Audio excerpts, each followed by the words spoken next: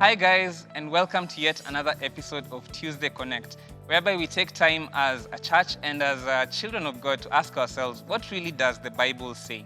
In so many areas and aspects of our lives that we've been thinking about, the elephants in the room that we've always been trying to avoid, but we know that there are answers to such questions.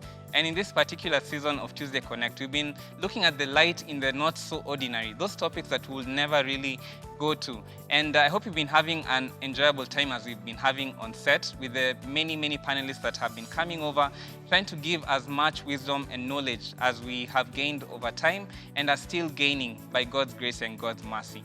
And today we are going into yet another new episode. And before I even tell you what it's about, let me introduce you to our panelists today. On my right, I'm joined by Miss Olive Muteti, a congregant right here at Mamlaka Hill Chapel. And for those who do not know, she actually doubles up as Miss UON, University of Nairobi, the University of Nairobi, of which I'm a proud alumni. And but my other guest to the far right has another, they used to have a Miss KU. Wherever he was, we all love him.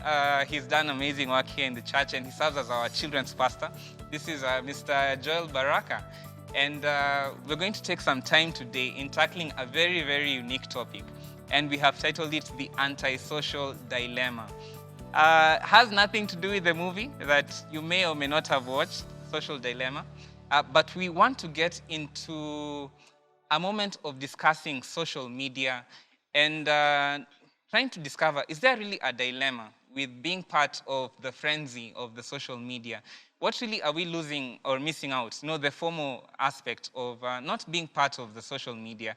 And yeah, that's exactly what we want to do today. I don't know how far we'll go, but I don't know what your thoughts are, Mr. Barak. Actually, you're introducing it, and I was wondering. So, what is it about social media, and why? What's the big deal about it that we should be talking about it today? But I'm sure we'll talk about that in a moment. But let's just begin by finding out what social media platforms are you guys on?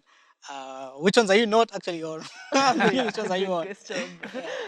Olive? That's the better angle. Which one am I not Yeah. on? All right. Yeah. Oh, I am on every major platform: Instagram, Twitter, WhatsApp counts, Yeah, I guess. Yeah. Facebook, LinkedIn, of course, as a Kenyan Oh, graduate. LinkedIn is a social LinkedIn, media, by the Yeah. yeah, way. I very forget. much a social media.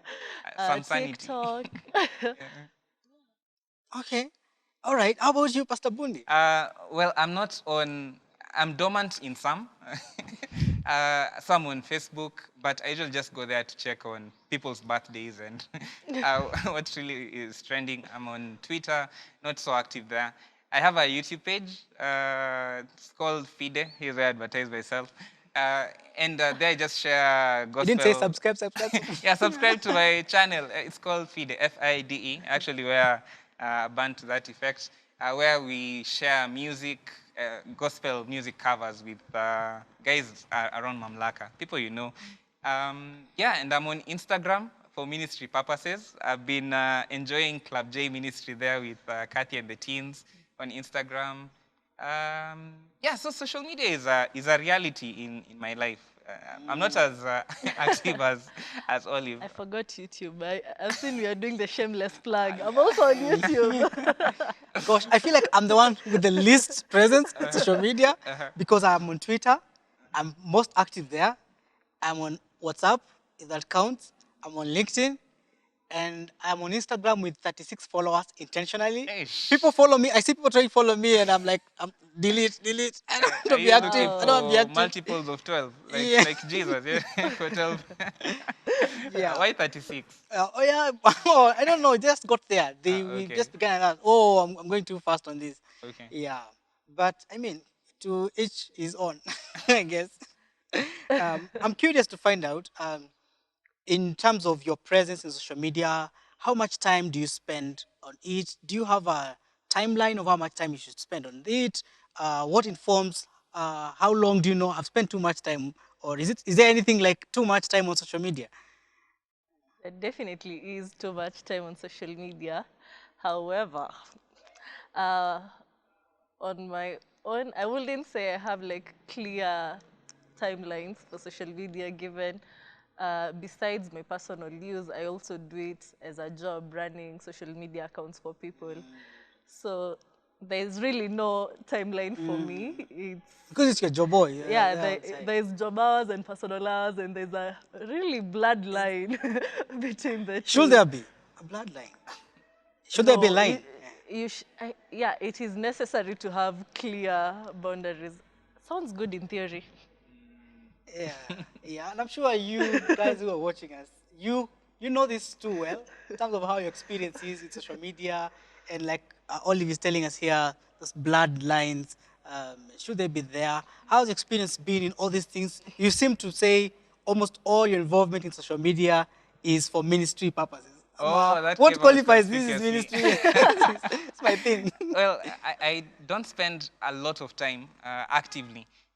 It's like there are times when I'd wake up in the morning and I just find myself getting to my phone and I'm checking Facebook. I don't know why. I'm not sharing any content, but I find myself just scrolling and scrolling and scrolling. And before I know it, it's like 30 minutes into my morning. That's not healthy at all. I don't even know I'm confessing, but It's just like it's a safe space. it's a safe space. It's an A meeting. But yeah, there is something like too much time on social media. There's a time when I was starting my YouTube channel, I felt I was spending too much time.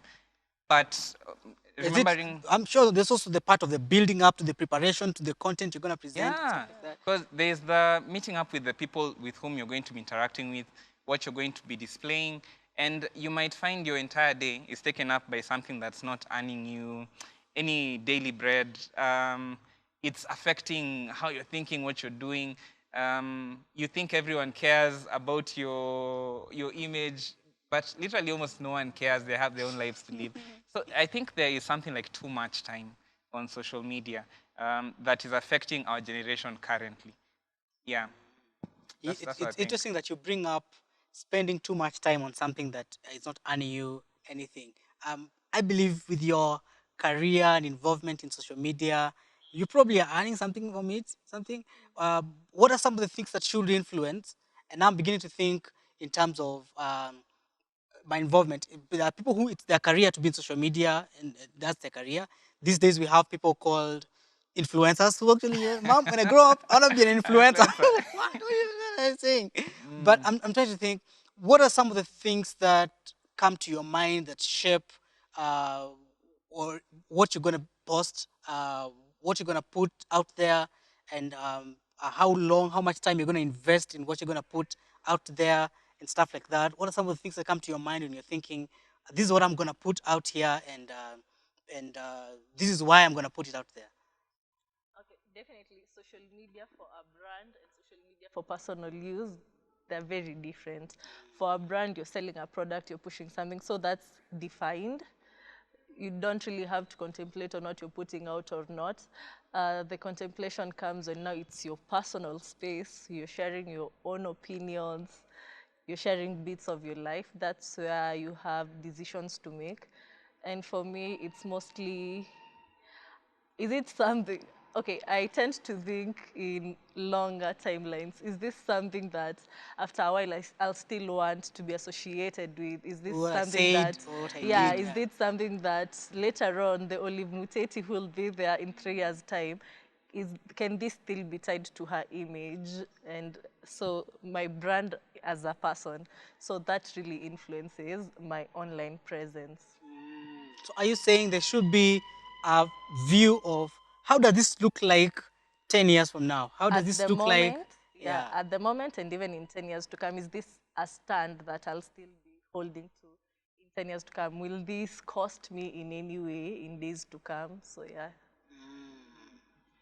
I'm thinking of, I like what you said about looking at the long-term view, and not to get too Christian about this, but Is there anything like too Christian? well, someone says they switch off. Christianese. But I think the reality of a timeline, if now I'm thinking of eternity, if I do believe in an eternal perspective of life, if I'm thinking about 10 years to come, I think I ought to also think of the eternal perspective of why really am I engaging in this? What do I need to watch out for when I'm posting. There's a series we tried doing with our young people. We called it Lifeline. And the question was, what's on the line when your life is online? And we're asking ourselves those questions of, yeah, church has moved online. It seems like we are part of the social media influencers in a sense. And so ask yourself, what really is on the line when we are moving online? You know, our purity is on the line. We're exposed to so much beyond what they're viewing as services and musical covers. We're looking at our own integrity. Is it changing how I'm developing? The person I really want to be? Am I being changed by what I'm interacting with on the social media platforms? So I think there is a cause to watch over what we really are doing online, because you're not just a passive consumer. It's changing you. It's affecting your moods. I remember I was talking a while back about how I know people who've broken up based on a movie I watched, or they just followed a post on social media and they transferred that and they are living vicariously through that other person. And they're saying, yeah, my relationship is also not working out, when it was actually going great.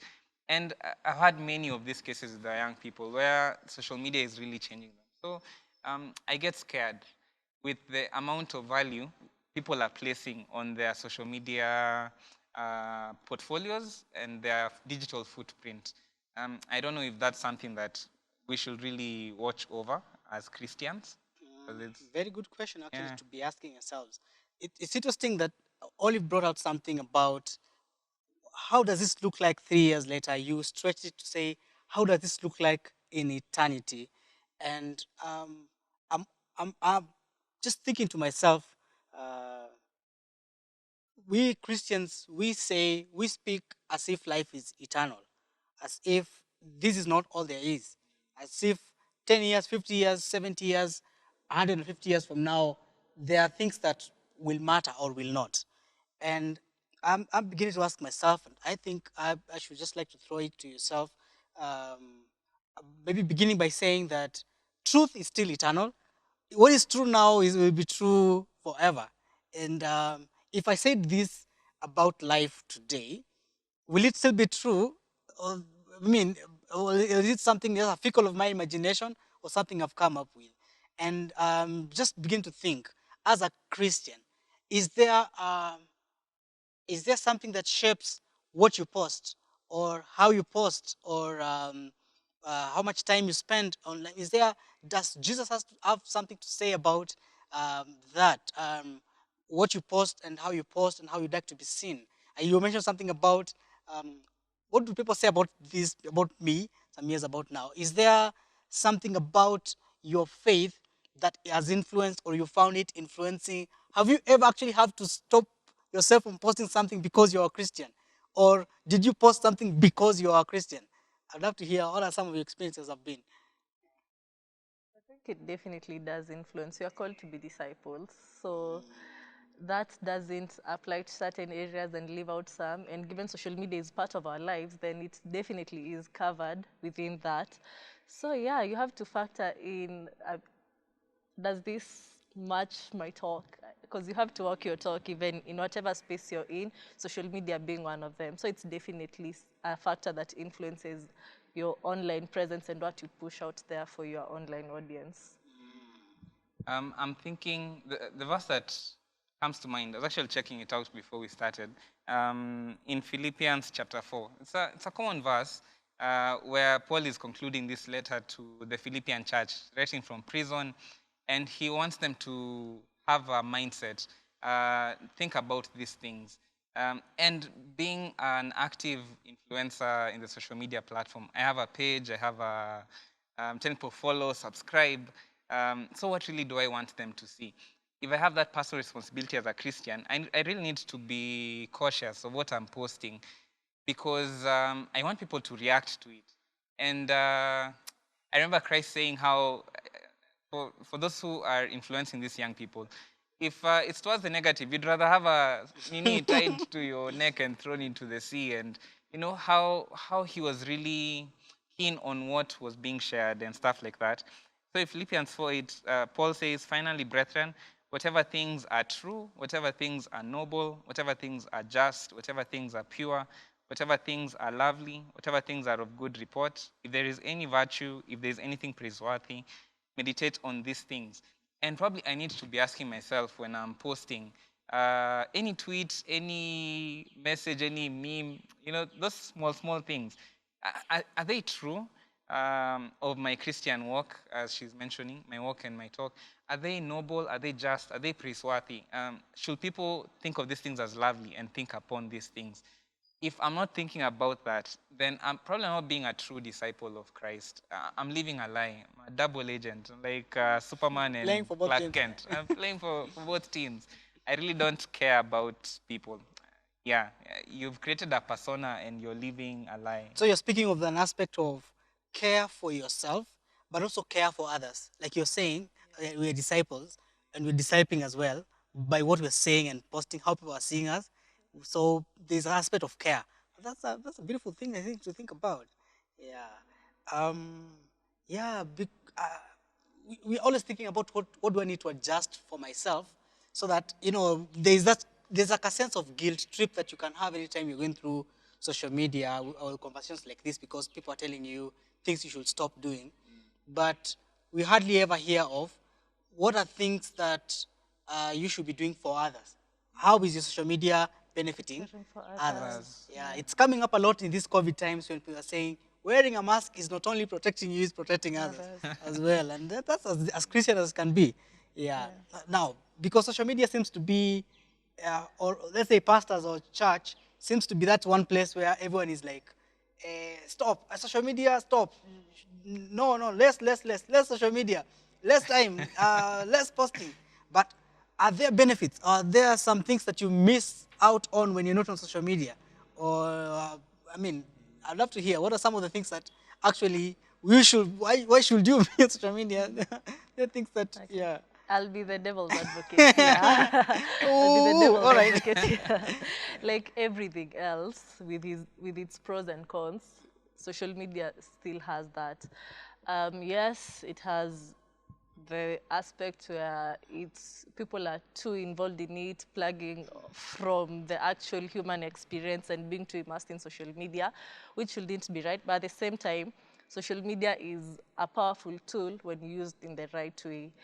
It can be educative, it can be used to influence masses in the right way, it can be used to pass across important information, it can be used to sensitize people on certain matters. You can never overlook how powerful of a tool social media is, because for something like Facebook with almost 5 billion users, you can't get that big number of people. Yeah, you can't get that pool of people elsewhere, so you can never overlook how much you're capable of achieving through social media. There are cons, several, many maybe, but at the end of the day, it's a matter of perspective. There's still so much good that you can achieve through social media. So whether or not to be on social media is perhaps either maybe neither here or there. But what you're trying to saying is you need to want to interrogate what am I here for? Yeah, Stuff like that. and you can't overlook it. I mean, times are changing. You can't say social media is wrong and stay off of it. I feel like over time it's becoming necessary. It is. It is at a personal level, at a professional level. In so many ways, social media is a necessary tool.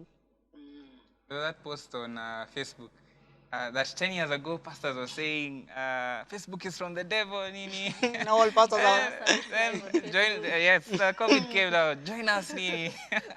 And I think it's the reality of the times. And I love that aspect of there are pros, there are cons. Depends on why you're there and why you're using it. And I think as a church, we need to see this as an ally rather than an enemy. An ally that you can partner with and do much with. I see people on Instagram say gain with this person, gain 500 followers with this person. And these influencers also have so many people who are double tapping their photos, their videos. You can question their content, but you can't question their reach. So at times I wonder if if only they would have used such influence for the gospel, how far will they go? To what extent are they able to influence for the kingdom of God? I used to love another confession. When I was younger, I used to love Michael Jackson. I used to love Michael Jackson, and They say he's the guy who used to, the first person to dance in italics. Wow. that's funny. So I used to like Michael Jackson and his voice, and you could see his concerts, and people are crowding for his concerts. And I'm thinking, if this guy was just doing gospel, will he have the same number of people? Probably not. But people have acknowledged there's a talent here, there's a content they want to gravitate towards. You post something on your page. If it's a Christian thing, you get like 2 likes, 5 likes. Then someone just posts a photo, 5,000 likes, and you wonder what's the difference here. So I think basically what I'm trying to say is used for the right perspective. I think we can influence the nations for Christ, empower to transform, which is our vision as our church, basically. We can use this ally because everyone is right there, and they just need. I can't go there brainwashing everyone, telling them. So this is why we need to tune into Christian content, stuff like that. But yeah, I think there's something there. There is something there, and like you're saying, the churches are now beginning to step into that platform and leverage it for the purpose of the kingdom. Um, and I mean, there's so much we could say about social media, but I mean, maybe we can say that our time today is pretty much gone. But I'm trying to say, what are some of the things that you would say to us or to a young person watching this show today, and they are at that dilemma of to go on or not to indulge more time or not to maybe to open a TikTok account or not to gain more followers or not to. What should you say to this person about that space they are in? That sort of it's either this way or this way.